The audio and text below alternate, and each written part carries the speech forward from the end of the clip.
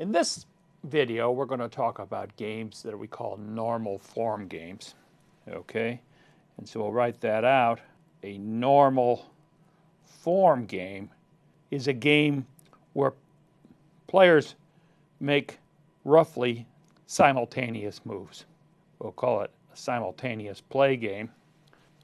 It might not quite be simultaneously as the clock goes or the calendar goes, but they are as far as the participants know. They make a decision, somebody else is making a decision, they're not sure when, but at one point in time, the two decisions will be revealed, and then we'll see what happens in terms of the game. We're going to start this game, and we'll modify this, but we're going to start by assuming that this is a single play game. In other words, these two participants are going to play against each other just one time, and they know it's just one time.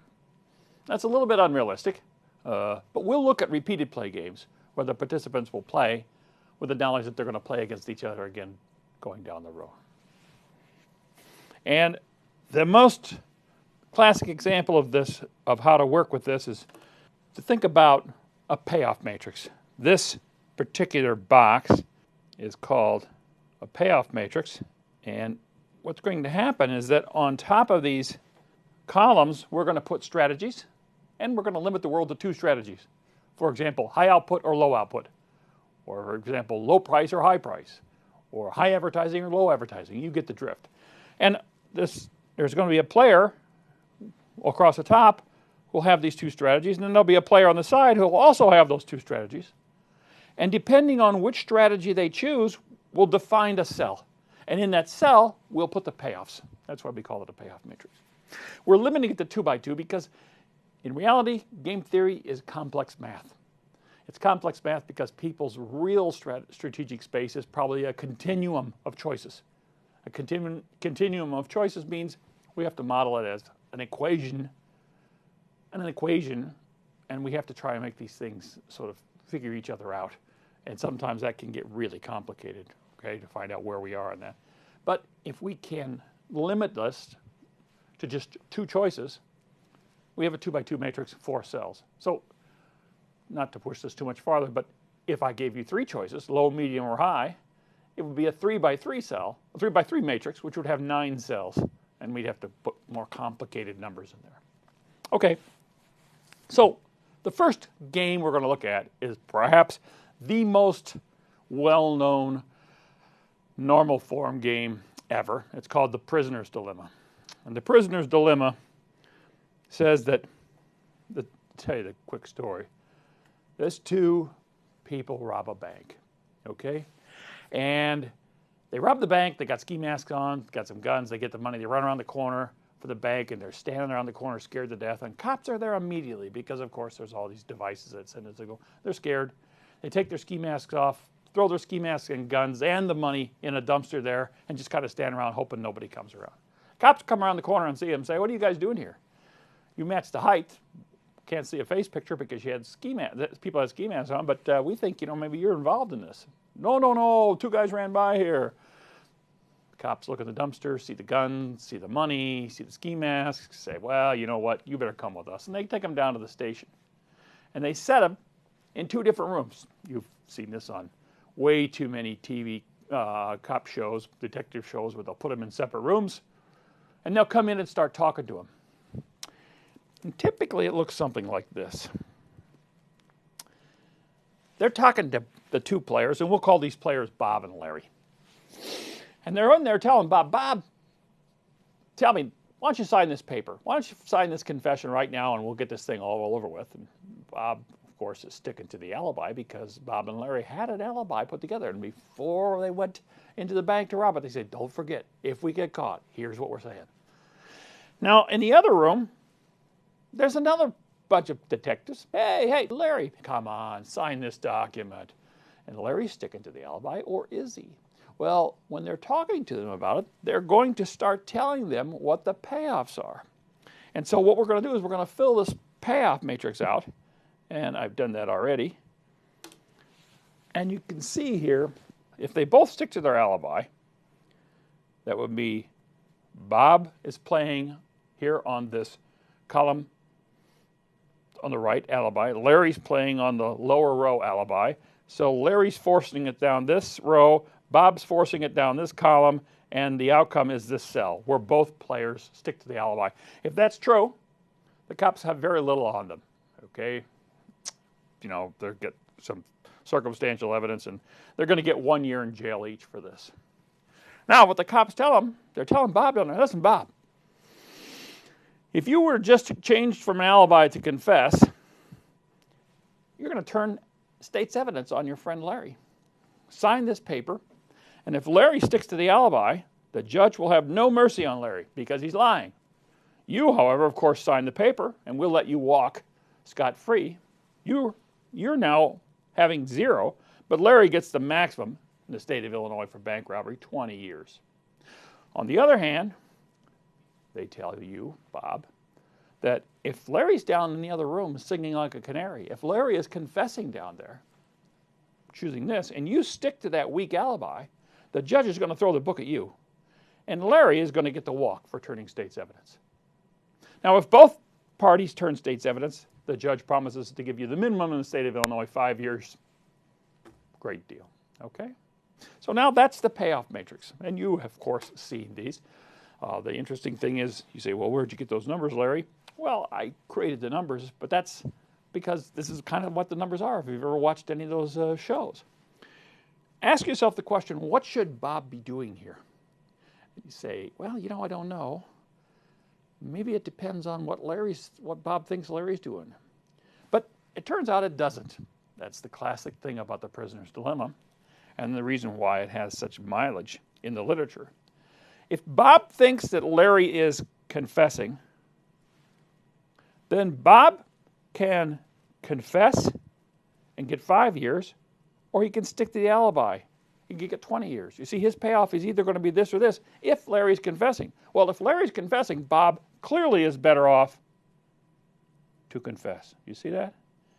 5 years is better than 20 years. Now, at the same time, if Bob thinks Larry's sticking to the alibi, then Bob can stick to the alibi and get 1 year in jail, or Bob can confess and get 0 years in jail. What's better? Well, once again, the district attorney has stacked the payoffs in a way that it's always correct for Bob to confess. Bob doesn't even need to know a probability function of what's going on down that way. He doesn't need to know what's happening in Larry's room because regardless of what Larry's doing, this side, the confess side, is always better than the alibi side. Regardless of the move that Larry makes, confess is better than the alibi side. So in this particular case, Bob's going to confess. Now think about Larry. Larry's sitting down in that room, and Larry's thinking, well, I wonder if Bob is sticking to the alibi. If Bob sticks to the alibi, I stick to the alibi, I got 1 year. If I sign that paper, I walk today. Well, it's clearly better for Larry, in this particular example, to sign that paper. That's an advantage. If Larry thinks that Bob is actually confessing, Larry can stick to the alibi and spend 20 years in jail, or Larry can confess too and spend 5 years in jail. So Larry, once again, just as in Bob's case, since this is a symmetric game, the right move for Larry, independent of what Bob was doing, is to confess. So when the district attorney designs these sort of examples, these payoffs, these opportunities for the people sitting in the room, it's designed such that both sides will end up confessing. It minimizes the clogs that we have in the court system, all of these sorts of things. The outcome, the best strategy here is both confess. Now, we have a special name for this.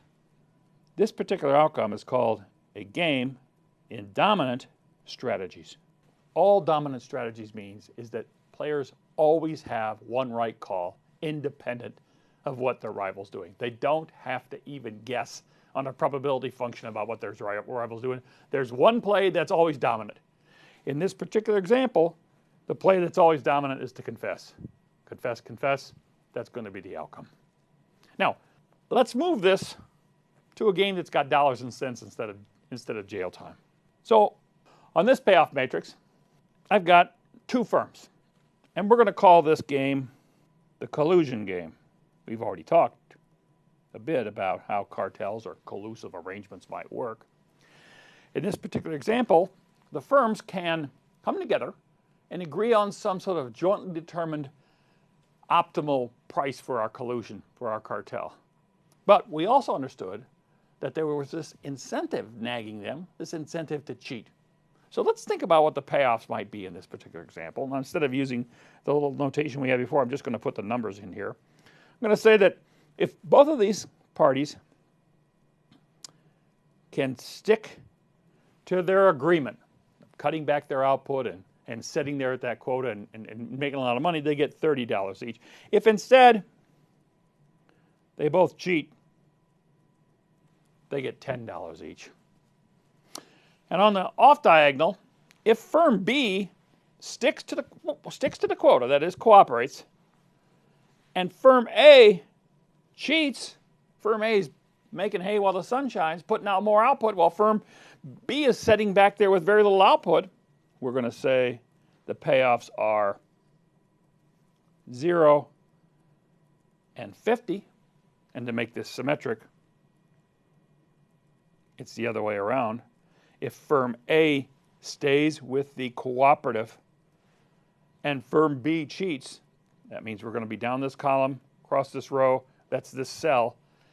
A gets very little. It's setting back at a small output, thinking that they're all going to cooperate and make a lot of money. B is throwing a lot of output on the market and making a lot of money. So think about the play here. Once again, as you can see, this is going to turn out to be, as it was before, a game in dominant strategies. B, if A is cheating, B says I can cooperate and get 0, or I can cheat and get 10. Clearly, B is going to cheat if B thinks A is cheating. Now, if A is cooperating, B can sit and cooperate at 30, or it can cheat and get 50. So once again, B's right move is to cheat. You see, B's best move is always the same move. It's not dependent on what A is doing. So again, this is a game in dominant strategy. It's symmetric, so both sides are going to have this dominant strategy. A is always better off to go to the top row, cheat, because regardless of what its rival firm does, A will make himself better off by cheating. So the interesting thing about this game, one of the reasons this game gets so much play, is that the cell they end up in, that is the equilibrium cell, it's over here, it's the cell with the minimum industry payouts. The industry here gets $20 in total. The off-diagonal cells, they are $50 in the industry to share. And of course, if they could cooperate, this lower right cell maximizes industry returns. And again, we saw that when we did the cartel. If they could stick to their quota, they made a lot of money. But unfortunately, they all have the incentive to cheat on the margin, and that just drives everything down to a profit level that's, to be frank, close to the competitive level that we saw was really zero economic profits.